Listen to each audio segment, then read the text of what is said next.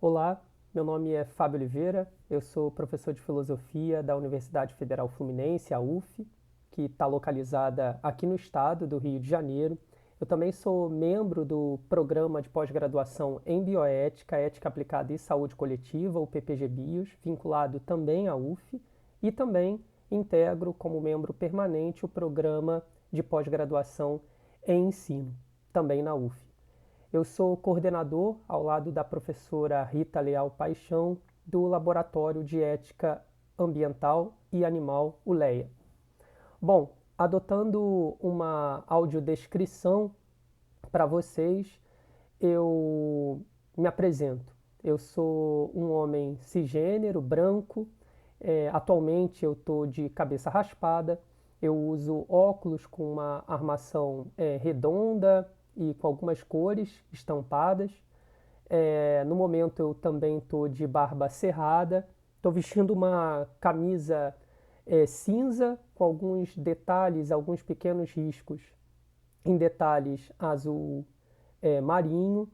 Atrás de mim, no meu canto esquerdo, há uma parede verde e três quadros, né? Sendo um deles um quadro negro com alguns post-its e um balão colorido pendurado. No meu canto direito, vocês conseguem identificar uma estante com alguns livros. Bom, no encontro de hoje, eu vou tratar com vocês de um tema que tem me mobilizado bastante nos últimos anos, que é o tema da violência e da opressão, é, tanto com relação aos animais humanos quanto com relação aos animais não humanos ou mais que humanos. E mais do que isso, tratar a violência nesse campo me parece importante, né, como sugere o título desse nosso encontro, a partir de uma intersecção, né, e aqui que a gente chama de intersecção das opressões. É, Trata-se de um tema bastante importante e já com uma tradição de pesquisa no campo da ética, da filosofia política, entre outras áreas do saber. Aliás, trata-se de um tema tão fundamental que a verdade é que eu poderia trilhar diferentes caminhos para apresentar essa questão, né? Nesse encontro de hoje, eu optei por seguir a trajetória argumentativa que eu já venho desenvolvendo nos últimos anos e que no ano de 2021 eu publiquei em formato de artigo na revista Internacional de Estudos Críticos Animais, onde eu tento, ao lado de alguns autores e de algumas autoras, defender a ideia de que os animais formam um grupo social oprimido, né? Essa tese é levantada pela primeira vez pela autora ecofeminista Lori Gruen.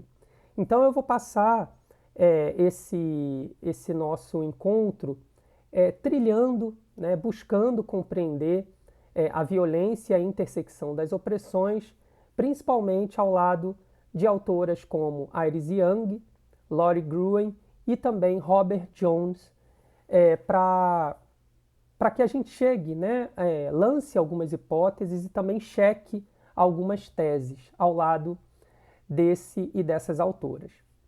Então, minha ideia não é somente de apresentar essa questão, mas vasculhar, né, esses dois conceitos-chave, né, para a discussão da ética animal como um todo, mas principalmente para o debate sobre a violência e a opressão animal.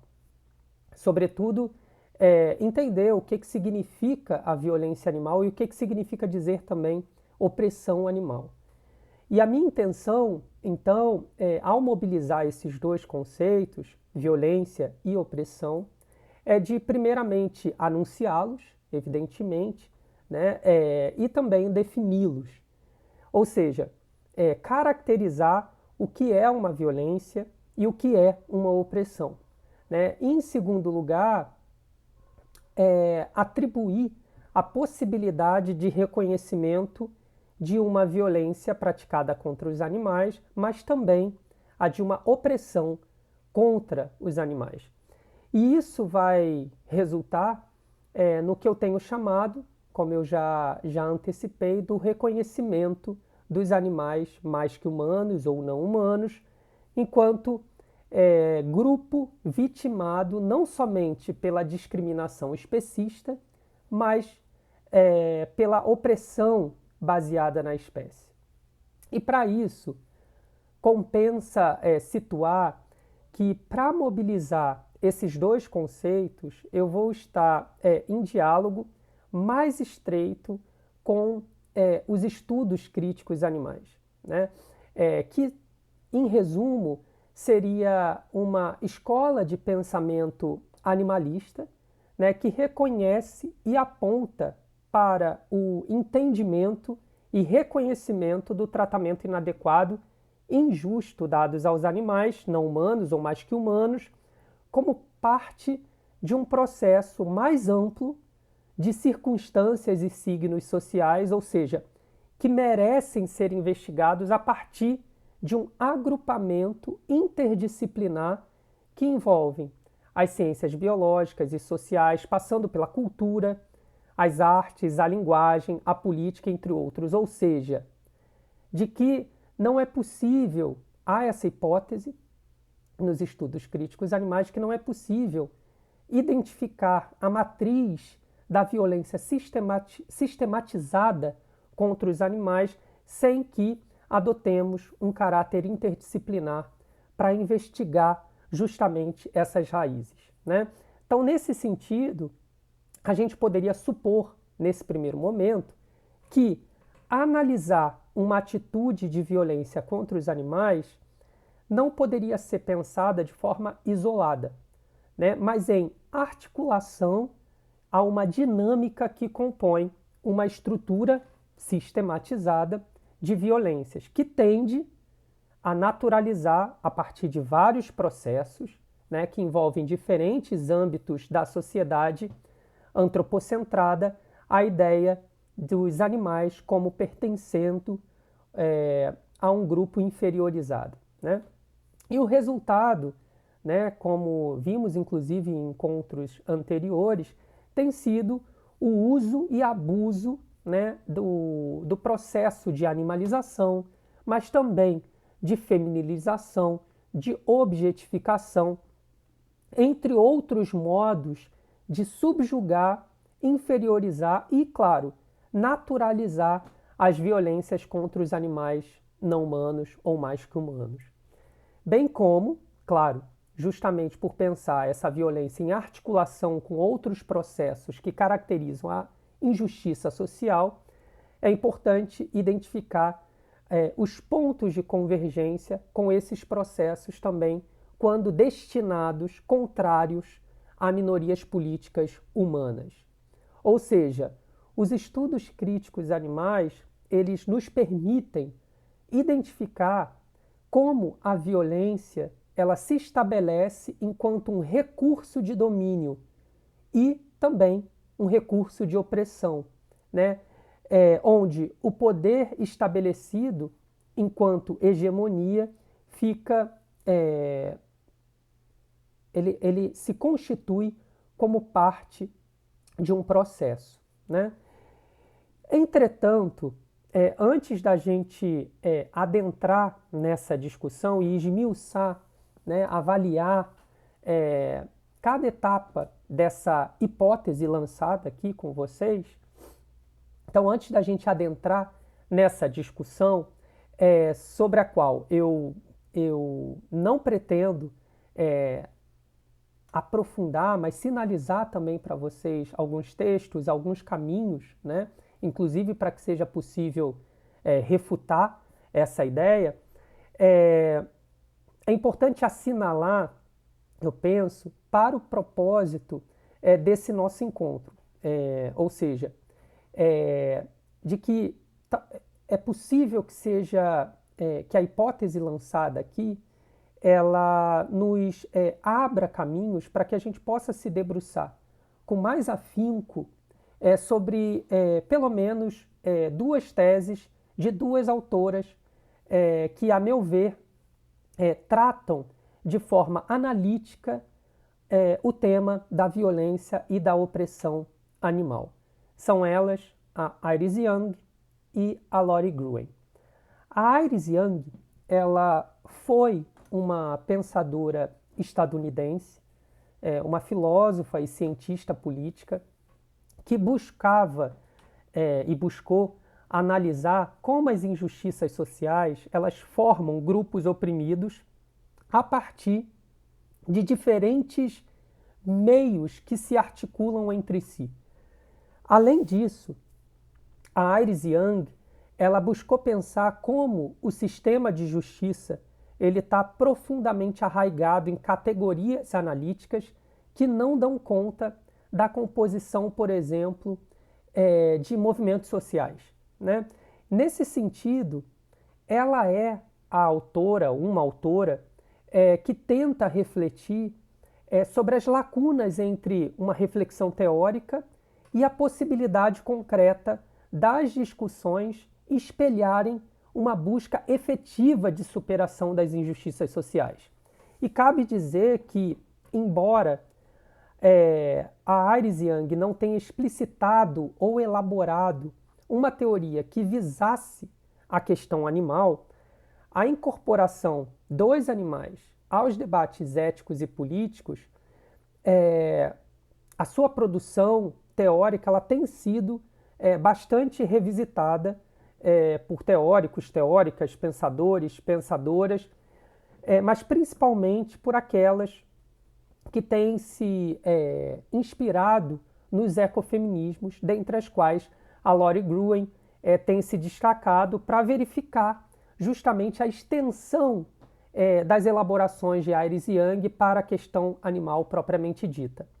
Eu tenho acompanhado esses esforços, inclusive me juntado a esse grupo que entende que as reflexões sobre a injustiça que é proposta por Iris Young vai nos ajudar a entender e trilhar caminhos tanto do diagnóstico, do especismo e do antropocentrismo, mas também da superação deles e, consequentemente, o fortalecimento da luta anti-especista, né? Bom, a Iris Young ela defendeu que a opressão é um conceito estrutural, ou seja, um conceito capaz de descrever uma determinada sociedade. Uma sociedade ela pode ser descrita e vai ser melhor compreendida se nós identificamos os eixos de articulação da opressão que compõem essa sociedade. E por que ela diz isso? Porque, segundo ela, através do entendimento do que seja a opressão, nós conseguiríamos realizar uma análise cautelosa de quais grupos desfrutam de privilégios sociais e quais são subjugados a eles. E é justamente por isso que a Iris Young vai entender, né, o fato de a opressão ser estrutural, o que faz com que, né, o resultado dela, o resultado da opressão, não seja necessariamente fruto de ações conscientes, elaboradas por parte dos indivíduos e dos grupos sociais que promovem ou coparticipam da estrutura opressiva de uma sociedade. Ela também pode ser justamente uma ação inconsciente, né? Participar da cena, da teia opressiva, não necessariamente para a Iris Young é uma atitude consciente, o que não significa, né, mesmo quando inconsciente, que os sujeitos, os grupos sociais beneficiários da opressão não sejam responsáveis ou mais, que não desfrutem dos privilégios oriundos dessa opressão. O que a Iris Young quer dizer é que, se a opressão ela é um conceito estrutural, a opressão, é capaz de forjar as relações sociais dos indivíduos e, inclusive, das instituições de uma sociedade. Mas o que seria propriamente a opressão para a Iris Young, ou seja, como ela define a opressão? Bom, para ela, para a Iris Young, a opressão ela é definida a partir das 5 faces que a compõem e por onde a opressão se expressa.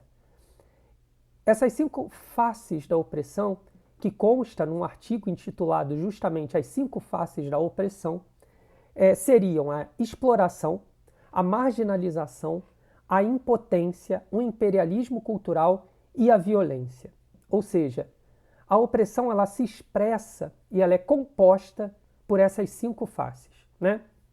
Essa tese ela está desenvolvida justamente nesse artigo que eu acabei de anunciar, né, da própria Iris Young, As 5 Faces da Opressão, e de forma bem resumida, a Iris Young ela entende, por exemplo, que a exploração, a primeira face, né, ela seria caracterizada pela existência de um grupo de indivíduos cujo esforço não é remunerado e que, para além disso, só existe dentro de um sistema de desvantagens entre as partes envolvidas.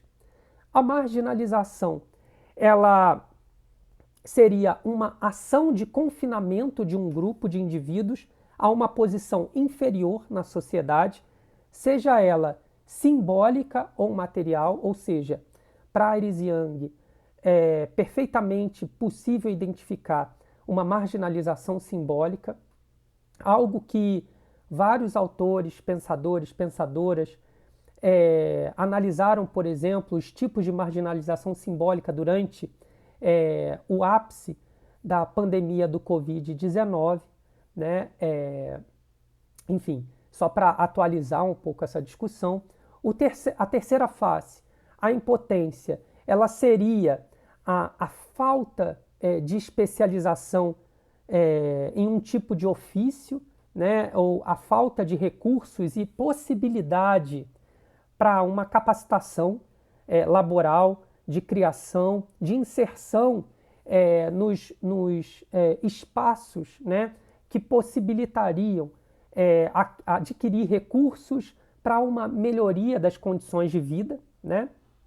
E o impacto da falta da potência, ou seja, da impotência, ela traria, segundo a Iris Young, efeitos psicossociais tais como uma falta de perspectiva pessoal, a baixa autoestima social, dentre outros, né? O quarto aspecto, a quarta face da opressão, que é o imperialismo cultural, é apresentado pela Iris Young como sendo uma das faces da opressão mais insidiosa, justamente por possuir como uma de suas características mais marcantes a universalização de uma hierarquia simbólica das trocas culturais, que muitas vezes vão tornar um grupo ou uma sociedade dependente da produção cultural de uma outra sociedade, né? De forma, evidentemente, essencialmente injusta, segundo a própria autora, e a quinta face, a violência. E a violência, para Iris Young, é uma face da opressão que precisa ser compreendida a partir do seu caráter bidimensional. Ou seja, em primeiro lugar, nós teríamos, segundo a Iris Young, uma caracterização, e aqui muito entre aspas, simples, da violência como uma opressão. Essa noção comum, digamos assim, mais bem aceita da violência, consistiria na ideia de que a violência ela seria uma forma de domínio através do uso da força ou da ameaça do uso da força, né? De fato, essa ideia de violência como opressão, ela é comum e central à filosofia política, por exemplo, de Thomas Hobbes, né? Ser livre de opressão é ser livre de violência, né? Porém, algo que a Iris Young nos chama a atenção é que há um sentido mais complexo da ideia de violência como opressão, né? A violência como opressão, nesse sentido bidimensional, nessa segunda face da própria violência, se a opressão tem 5 faces, a violência compõe a opressão e ela própria tem 2 faces. Essa da violência já estabelecida e disseminada, inclusive, na filosofia política, e a Iris Yang está oferecendo e defendendo que há essa segunda face da violência.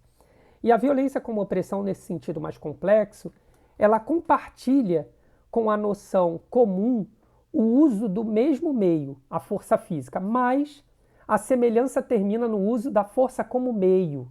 Ou seja, enquanto a noção simples de violência como opressão tem uma motivação racional, a manutenção do poder através da força, a noção complexa de violência como opressão, ela se demonstra, segundo a Iris Yang, como irracional.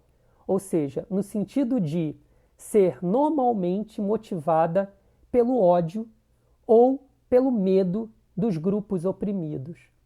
Além disso, a expressão complexa da violência como opressão não vai buscar, segundo a autora, reprimir grupos com um fim específico de manutenção do poder. Mas essa face da violência, ela busca, sobretudo, humilhar e destruir o indivíduo contra o qual ela é direcionada. Ela é baseada no ódio e ela visa a humilhação e a destruição do indivíduo.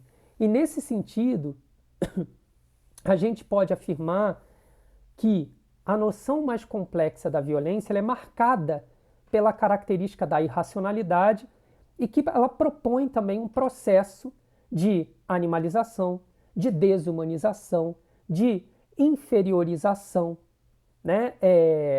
Nos casos, quando direcionado a alguns grupos humanos, de desumanização, né, da pessoa.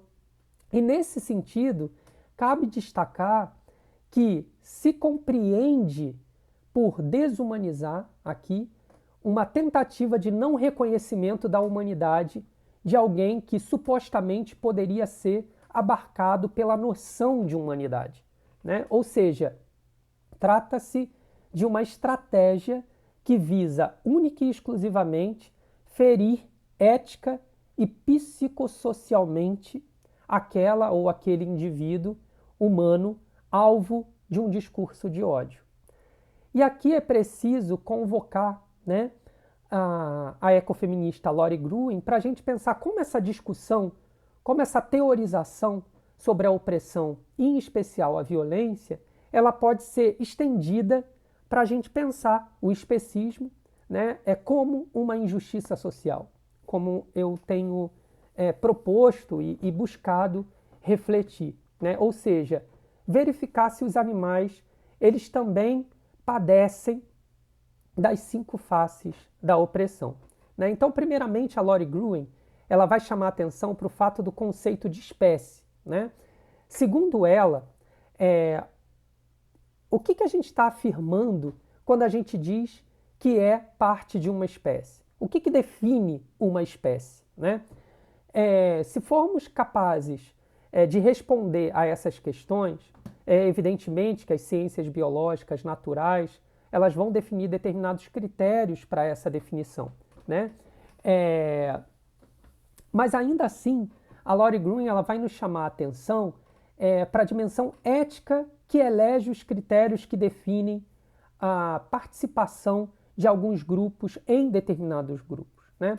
E por qual razão as diferenças encontradas entre as espécies, né, elas podem ser traduzidas também em desigualdade de tratamento e também de reconhecimento. Ou seja, por que a habilidade, por exemplo, de raciocinar pode ser determinante para que um ser seja considerado eticamente enquanto a habilidade de voar, de farejar, de ver no escuro, não é, né? O que faz com que a espécie humana seja efetivamente especial em termos éticos, não só nas características e habilidades e funcionamentos dela, mas quando essas características que fazem com que determinado indivíduo forme parte de um grupo faz dele, então, eticamente considerado em suas habilidades e outros não, né? E como isso se reflete nos nossos atos cotidianos, nas nossas atitudes profissionais e mesmo como isso se reflete na política, né? Essa provocação da Lori Gruen é uma forma de revisitar as provocações de um autor que em 1975 lançou um livro chamado A Libertação Animal, o filósofo australiano Peter Singer, quando ele visa a despertar o que é chamado na filosofia de falácia naturalista, que costuma residir nos argumentos supostamente éticos que tentam dar uma definição robusta da espécie, né? No entanto, o Singer ele não está preocupado com o conceito de humano propriamente dito, né? Tampouco a Gruen vai estar. O foco dela continua sendo a definição de espécie e a prioridade à espécie humana, algo que ela vai sintetizar e argumentar como sendo a tese do excepcionalismo humano. E nesse caso, o excepcionalismo humano ele estaria na base, segundo Gruen, que sustenta a violência sistemática contra os animais, fazendo deles um grupo oprimido, né? E a Gruen vai dizer que a gente precisa assumir que a violência contra os animais não humanos ou mais que humanos se baseia em uma arbitrariedade e, consequentemente, projeta uma ficção que não somente negligencia as demandas concretas de cada espécie, mas também faz com que a gente a enxergue como um indivíduo de uma espécie, como mais um número de uma determinada espécie.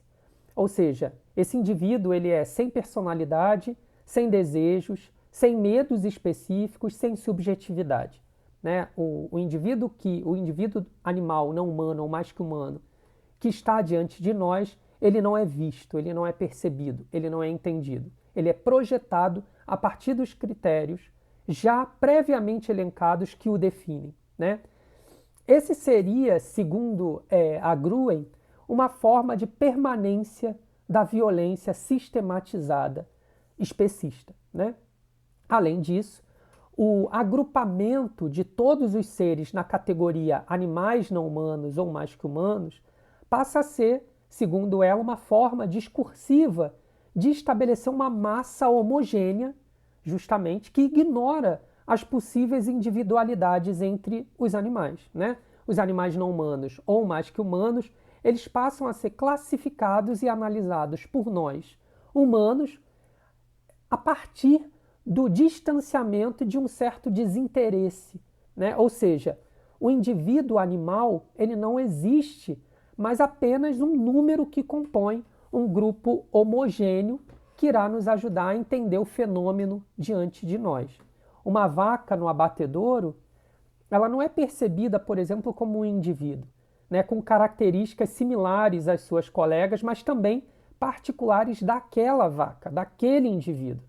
E esse dispositivo de agrupar todos os animais na categoria animais não humanos proporciona a criação de uma realidade onde a gente não enxerga um animal em si, mas a gente enxerga o que a gente almeja fazer da vida deles, né?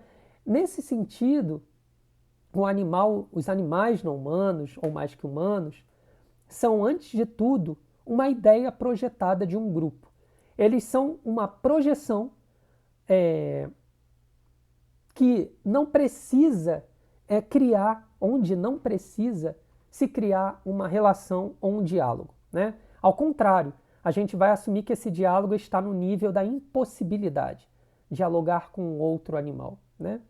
Esse questionamento da Lori Gruen nos permite entender a espécie como um operador responsável por distribuir desigualmente os valores das vidas humanas e mais que humanas. Aqui a Gruen ela não vai aprofundar a discussão, mas nós poderíamos dizer que o conceito de espécie ele está intimamente relacionado ao de humanidade, né? Uma vez que confere as vidas consideradas da espécie humana ou parte da vida considerada da espécie humana um valor especial de dignidade, né? Cabe aqui sempre destacar que nem todos animais humanos foram ou são considerados individualmente, ou sequer integrantes do conjunto ao qual damos o nome de humanidade ao longo da história, né? Não foram considerados como parte humana da história. Ou seja, é importante, sempre que formos tratar dessa discussão da humanidade, da animalidade, termos em mente de toda essa discussão e como ela compõe todo o processo que aproxima a violência do especismo às outras violências sistemáticas que confiram um sistema de opressão social. Por enquanto, nos cabe dizer e lembrar que trabalhar com os conceitos de violência e opressão nos permite identificar os animais não humanos ou mais que humanos como um grupo social explorado, marginalizado, violentado, impotente e também, como eu pretendo sintetizar mais adiante, fortemente impactado por um imperialismo cultural, né? Explorado porque são explorados nas fábricas e nas indústrias de leite, de carne, de pele,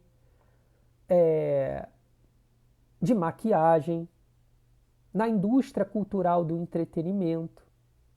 São marginalizados por serem assimilados pela estrutura social especista, né, que os mantém numa relação de dependência direta aos interesses humanos e violentados por práticas cotidianas que, deliberadamente ou não, desconsideram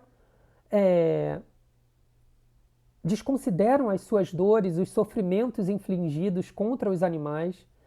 E nesse sentido, é importante destacar que a Laurie Gruen ela chama atenção para o fato de que se a definição de opressão da Iris Young estiver correta, ou seja, que a opressão é um sistema de constrangimento de um indivíduo estruturalmente falando, é possível dizer que parte esmagadora da maioria dos animais não humanos ou mais que humanos também estão situados sob esse sistema de organização das vidas e logo os animais são oprimidos, né? Segundo o pensador Robert Jones, num artigo intitulado Animal Rights in a Social Justice Issue, ele vai revisitar cada face da opressão da Iris Young e defini-la à luz da discussão animalista. E ele vai afirmar que a opressão é um processo institucionalizado, sistematizado, que imobiliza ou diminui uma espécie particular por meio das 5 faces da opressão, né? E a exploração para o Robert Jones, ela ocorre por meio de um processo contínuo de transferência do trabalho e do gasto energético dos animais em benefício dos humanos, né? Produzindo uma relação de dominação entre eles. A marginalização, ela envolve, ela envolve a privação das condições necessárias para o exercício das capacidades em um contexto de respeito, de interação, de cooperação, né?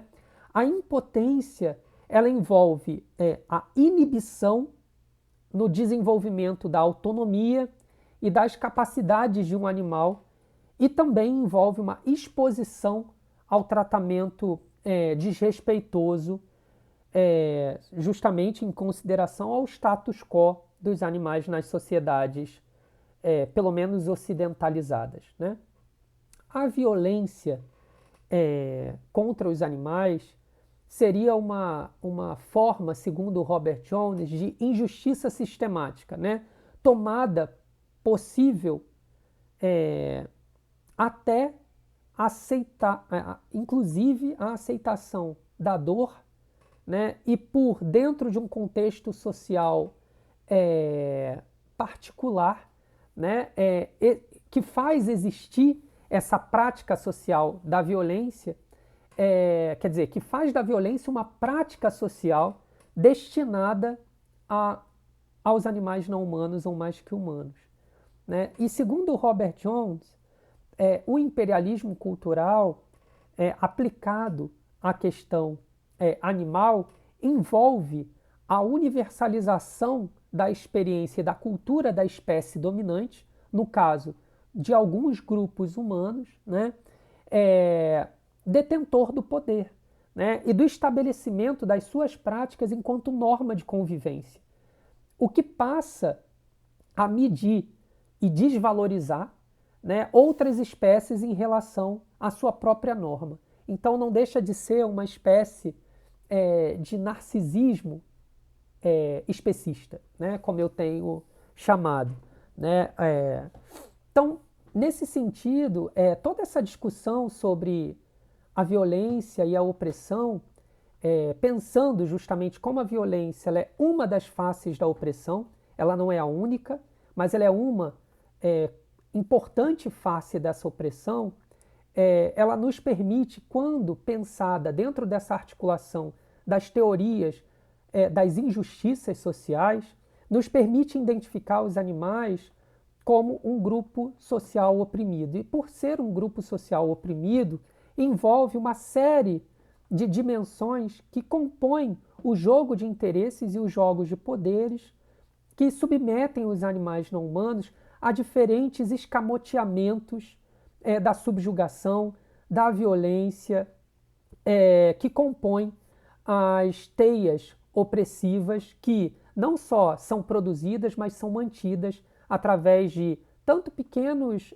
gestos e pequenas ações, atitudes que tomamos cotidianamente, no âmbito pessoal ou profissional, mas também em níveis institucionais. Por isso, pensar o especismo envolve também numa análise cautelosa das dinâmicas de poder, da hegemonia dos poderes, concentrados e amparados no antropocentrismo, onde o especismo é uma das suas formas mais insidiosas e conhecidas, né, no debate animalista, e também nos convoca a assumir, consequentemente, uma compreensão do que implique a luta antiespecista. A luta antiespecista, portanto, ela envolve também não só esse diagnóstico da teia opressiva, mas uma compreensão de que o enfrentamento ao especismo envolverá também assumir frentes de luta que atravessam o especismo, né, que nutrem o especismo, né? Bom, com isso eu espero ter contribuído um pouco mais com esse debate, né, complexificado de fato essa discussão e convidado, claro, a todas, todes e todos a ler esses autores, essas autoras, para que a gente de fato possa não só diagnosticar e identificar as atitudes de violência e de opressão, mas também superá-las. É isso, muito obrigado e até a próxima.